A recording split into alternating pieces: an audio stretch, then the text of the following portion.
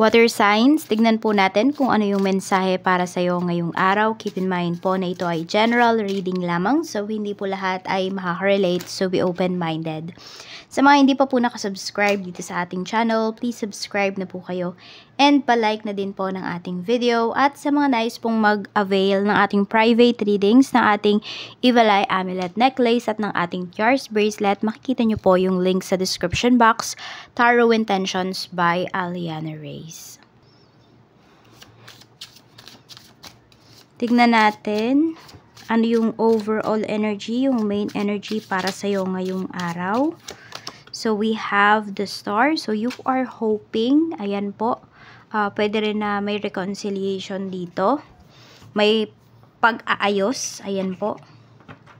Pwedeng relationship to. Pwedeng, hindi lang to relationship, hindi lang to romantic relationship. Pwedeng ito po ay relationship mo with your family, with your friends, with your coworker. Ayan po, kung meron man kayo ditong nakaalitan, nakasagutan, ayan po. Tignan natin kung ano pa yung mensahe. Okay, mensahe pa po natin, Spirit Guide. Mensahe pa po natin for water signs. Okay, we have always partying. Tignan natin. Child services.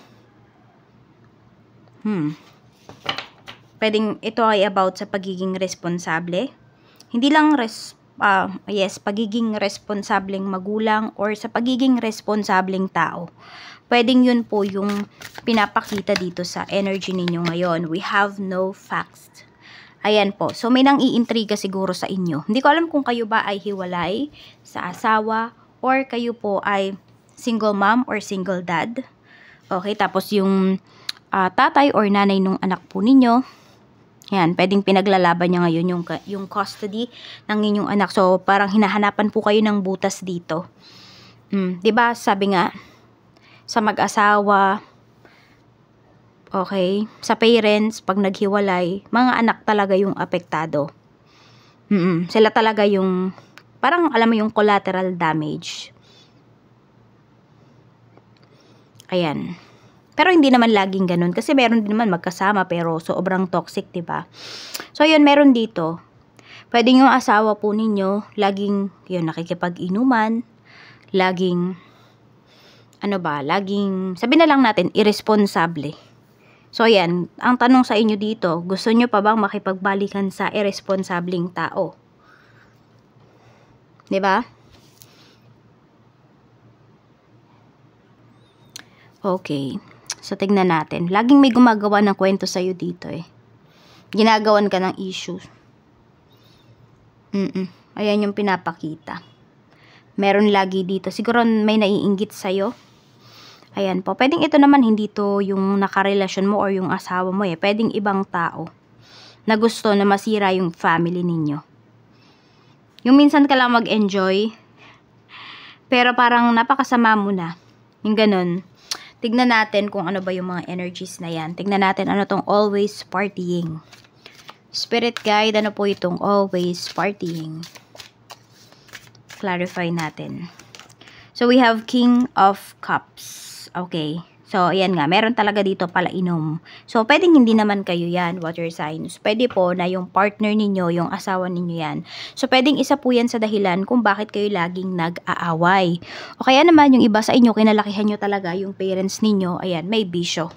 Pwedeng yung father mo or yung mother mo.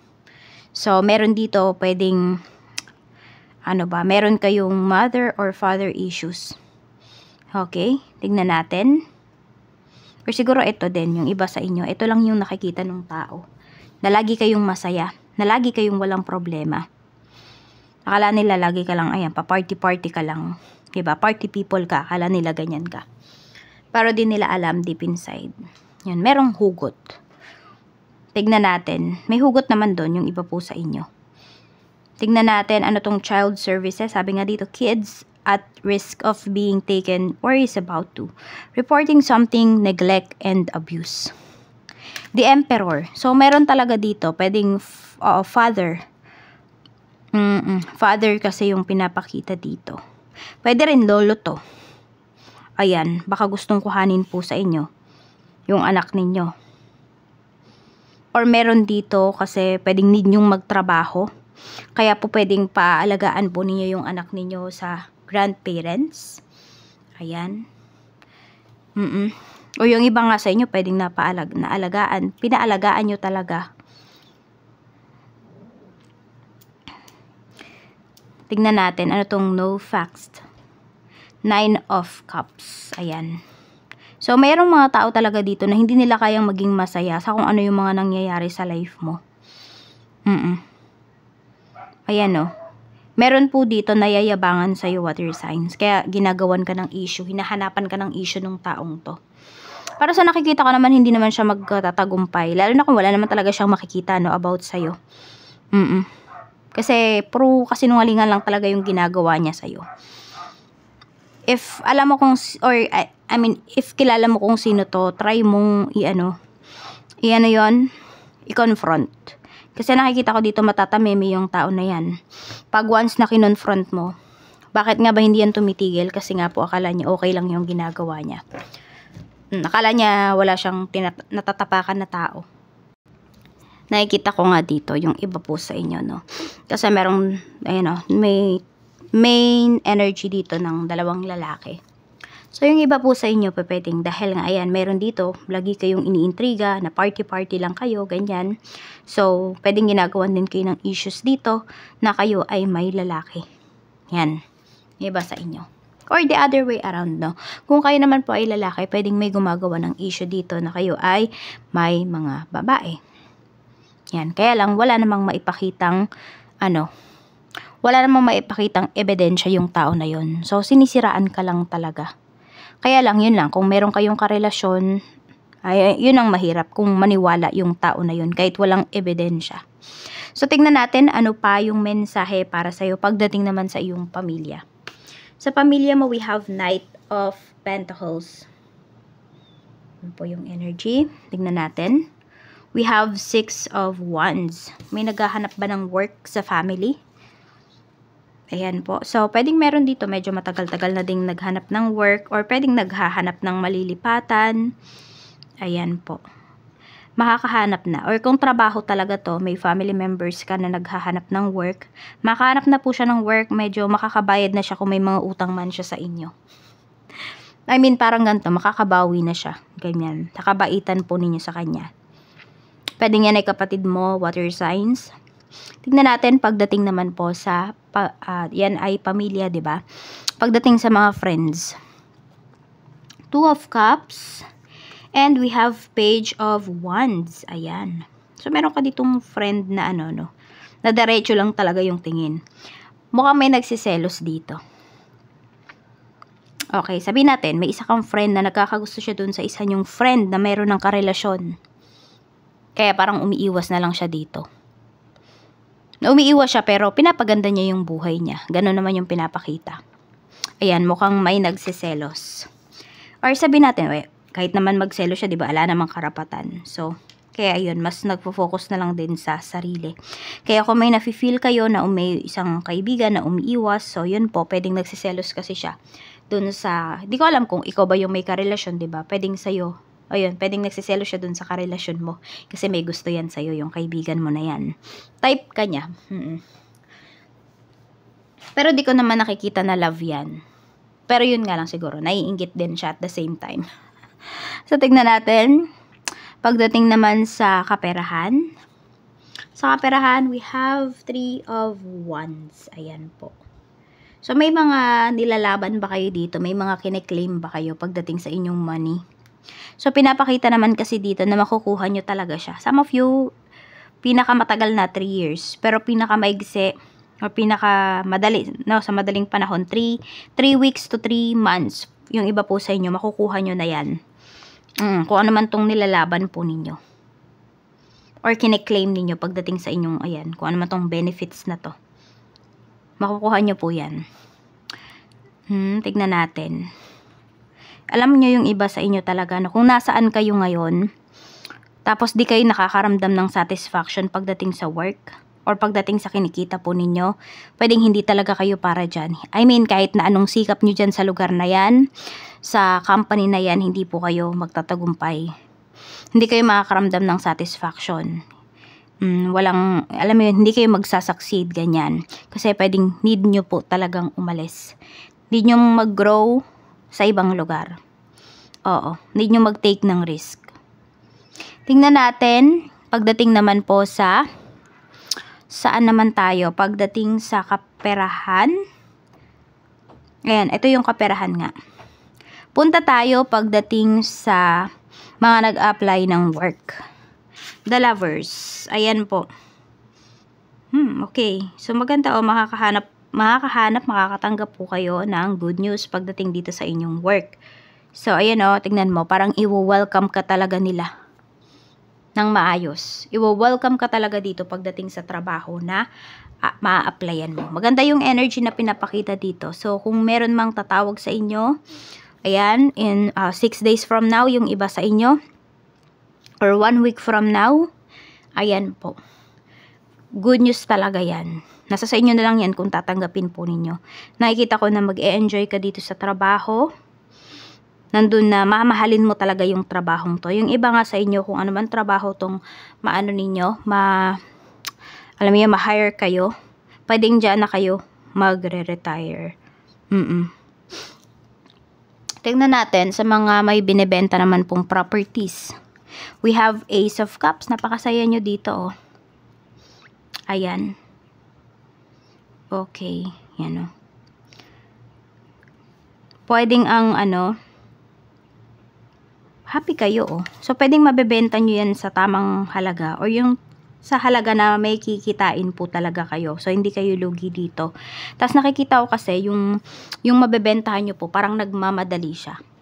Yun, ganun. Hindi ko alam kung may tinatakasan. Parang ganun po yung yung energy dito. Pero magiging happy kayo ha, dun sa kikitain po ninyo pagdating dito sa property na to. I mean, pag binenta nyo naman na dyan sa tao na yan, wala naman na kayong magiging problema. Tsaka labas kayo dun sa problema niya. Hindi naman kayo madadamay kung may problema man yung tao na yan. Tignan natin, pagdating naman po sa kung meron dito nag-aayos ng papers. Tignan natin. We have 7 of Pentacles. Maayos naman po siya. Ayan. Okay, makukuha nyo po talaga yung papers, maa-approve siya. Yun nga lang, meron dito, pwedeng gagastos talaga kayo ng malaki. Tapos meron din dito, pwedeng, ayun o, meron kasi parang pinagkakalat ka agad about dito sa kung na-approve ba yung papers mo or hindi. So, may naiinggit ka agad. So, pag ganyan po talaga, mas maganda, walang nakakaalam. As in, kung kayo lang talaga yung makakaalam. Kung meron kayong mga inaayos na papers dito. Tignan naman natin, pagdating sa work. Sa work, tignan natin. We have 8 of Swords. Yan, yung iba naman sa inyo, yung may current work kayo talaga, oh. Diba sabi ko sa inyo, dito rin, oh, dito pagdating sa pera natin, yung iba po sa inyo, mahirapan talaga kayo mag-grow. Yun din yung pinapakita dito, oh. 8 of Swords. Pwedeng toxic dyan sa trabaho ninyo. As in. 8 of Swords. 8 of Pentacles. Nagtsatsaga na lang talaga yung iba sa inyo. Kasi, yun, pwedeng natatakot din kayo lumabas sa comfort zone ninyo. Okay? Kaya may takot kayo na nararamdaman dito. 8 of Pentacles. Hindi ko masabi na masaya kayo sa work, pero nakafocus pa rin naman kayo, no? Kahit kayo ay nai-stress. Marami kasing stress. Pwedeng, yung iba din sa inyo dito, sobrang pressured po kayo pagdating sa trabaho ngayon, water signs. Ayan yung mga pinapakitang energy. Tingnan natin pagdating naman sa pagdating naman sa inyong negosyo. Sa negosyo, we have the Magician. Meron tayo ditong Knight of Cups. Yan. Alam mo, nakikita ko dito, no? Water signs. Kahit sino yung offeran mo ngayon ng product mo. Basta client mo lang din naman, or may other offer ka sa kanila. Igagrab nila. Oo, igagrab nila. Yan. Magaling kang mag-sales talk ngayong araw na to. Ganadong-ganado kapag dating sa business mo. So, maganda po yung kita ninyo ngayong araw. Tingnan naman natin, pagdating naman sa kung meron po kayong utang. The Hermit. Okay. Na-stress yung iba sa inyo. Ayaw nyo muna ng kausap, no? Pinag-iisipan yung mabuti kung paano nyo mababayaran yan. Pero mababayaran nyo po yung utang nyo. Yan. Some of you, kunwari, sa business yung utang po ninyo, ano? Kunwari dahil sa business, kaya kayo nagkautang. Dahil sa business din, kaya po kayo makakabayad. Tingnan natin. Or ganito, kung meron naman kayong tinulungan na isang kaibigan, kaya kayo nagkautang, yung iba nyong mga kaibigan, sila din yung makakatulong sa'yo para makabayad ka. May pag-uusap kasi dito. Or sabihin natin, ayan po, huwag kayong mag-isolate. Kausapin nyo kung sino man yung tao na pinagkautangan po ninyo. Kasi nakikita ko naman dito, ayan, bibigyan niya naman po kayo ng palugit. Kailangan yung kausapin ng maayos. Kung meron naman pong may utang sa inyo, tignan natin kung magbabayad pa ba. 2 of Pentacles. We have 5 of Cups. Okay, alam mo yung taong may utang sa'yo, gusto niya talagang i-prioritize yung utang niya sa'yo. Kaya lang, nakikita ko dito, hindi naman sa nanghihinayang siya, ano. Hindi siya nanghihinayang doon sa ibabayad niya sa'yo. Lagi siyang nagkakaroon ng problema pagka magbabayad na siya sa'yo. Ayan, no. Yung pera niya, nagagastos niya sa ibang bagay. Pero hindi ko naman nakikita na sa luho niya yan nagagastos. Siguro yung mga first, pwede rin pala sa luho, Pero meron din dito, pwedeng sa problema niya. Doon niya nagagastos yung kanyang pera. Yung perang pambabayad niya sa'yo. So, pinapakita po talaga dito, yes, nahihiya siya sa'yo, pero hindi niya prioritize na bayaran yan. Bakit? Kasi, di ba, kung prioritize niya talagang bayaran yan, once na magkapera siya, bayad ka agad. Di ba? Labas ka na dun sa problema niya, kung ano ba itong problema niya na to. Pero hindi, nadadama yung pambayad niya sa'yo. So, yun, ang hirap. 50-50. Ayan po, 50-50 na lang yung kanyang energy na magbayad pa sa'yo. Tingnan natin. So, ano yun, hihintayin niya na na mawalan siya ng problema. Ang tao, 'di ba? Habang nabubuhay tayo, may problema naman talaga tayo. Hindi niya kayang i-handle yung problema niya pagdating sa money. Yan. Tingnan natin pagdating naman po sa love life. Sa love life naman, tingnan natin spirit guide sa love life po. Sa love life, meron tayo dito, ayan, Inferno. Chaos, job loss, crumbling, everything crumbling. Let's see. Ano yung ibig sabihin yan? Tignan natin, spirit guide. Ano po ito? Inferno. Okay, let's see. Sa mga single po, we have the devil. Nakawala na yung iba sa inyo. Dito. So, pwede po na yung last relationship ninyo kung mayroon man, talagang nawala lahat sa inyo. Alam mo yung parang sinak nung taong to, 'di ba? Paano ba yun? Parang sinipsip niya lahat nung kaswertehan mo. Yung iba po sa inyo, ganyan yung na-feel ninyo. Pero late nyo na na-feel nung nawala na yung lahat sa inyo. Okay, so marami po dito na water signs kapag nagmahal kayo, as in grabe talaga. Masyado kayo nagpapadala dun sa person ninyo. Pero siguro this time natuto na yung iba sa inyo. Wala akong nakikitang new relationship dito, pero pwede pong may mga umaaligid po sa inyo. Pwede may mga nagpaparamdam, ganyan, nagpapahaging, ganun. Tingnan natin, ano pa yung mensahe pagdating naman po sa mga in a relationship. We have 7 of Cups. Okay, so nakikita ko naman dito.